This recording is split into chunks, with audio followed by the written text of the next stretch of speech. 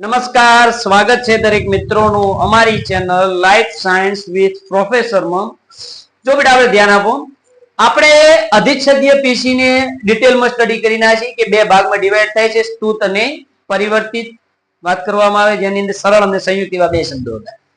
સરળની વાત આવે તેમાં લાદીસમ, ઘનાકાર, સ્તંભાકાર, કુળ, સ્તુત અને પક્ષમીય એવા 5 પ્રકાર જોયા, અને સંયુક્તની વાત આવે એમાં સ્તુત અને પરિવર્તિત।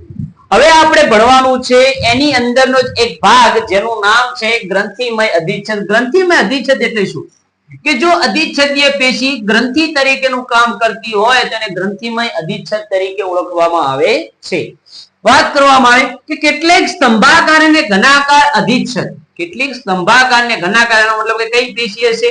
સરળ અધિચ્છદ હશે કે જે સ્ત્રાવી તરીકેનું કામ કરે છે, જેને ગ્રંથિમય અધિચ્છદ કહેવાય। શું કહેવાય એને? ગ્રંથિમય અધિચ્છદ તરીકે ઓળખવામાં આવે છે। વાત કરવામાં આવે કે કેટલીક જગ્યાએ તે એક કોષીય હોય છે, કેટલીક જગ્યાએ તે બહુકોષીય રચના પણ ધરાવે છે। તો એક કોષી ક્યાં જોવા મળે? તો આપણા પાચન માર્ગની અંદર જે શ્લેષ્મનો સ્ત્રાવ થાય છે, જેના કારણે આપણો જે પાચન માર્ગ કેવો રહે છે? ચીકણો રહે છે, જેના કારણે ઘર્ષણ ના થાય। તો એ જગ્યાએ કયા જોવા મળે છે?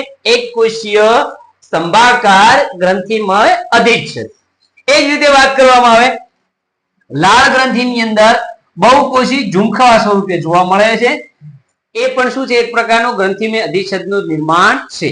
વાત કરવામાં આવે કે ગ્રંથિમય અધિચ્છદ છે તો મૂળ એક પ્રકારના અંતઃસ્ત્રાવ ઉત્પન્ન કરે છે, અને આ અંતઃસ્ત્રાવ હોર્મોનની વાત આવે તો અંતઃસ્ત્રાવ ઉત્પન્ન કરતી આ ગ્રંથિ છે એમને બહિસ્ત્રાવી અને અંતઃસ્ત્રાવી એ બે ભાગમાં ડિવાઈડ કરવામાં આવે। બહિસ્ત્રાવી એટલે શું? બહિસ્ત્રાવી એટલે શું? જો કોઈ ગ્રંથિ કોઈ હોર્મોન રિલીઝ કરે છે અને એ હોર્મોન કોઈ નલિકાની મદદથી, કોની મદદથી?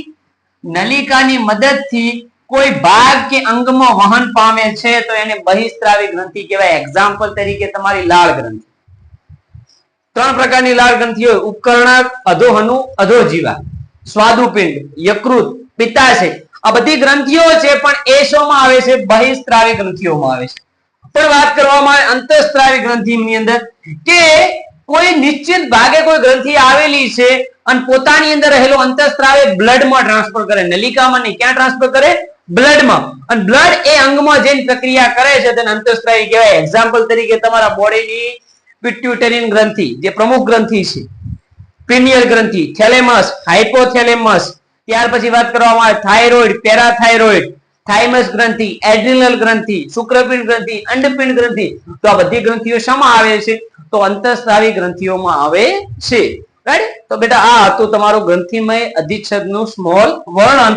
હવે આપણે નવા લેક્ચરની અંદર નવું ટોપિક્સ અને નવા પેશી વિશે વાત કરીશું।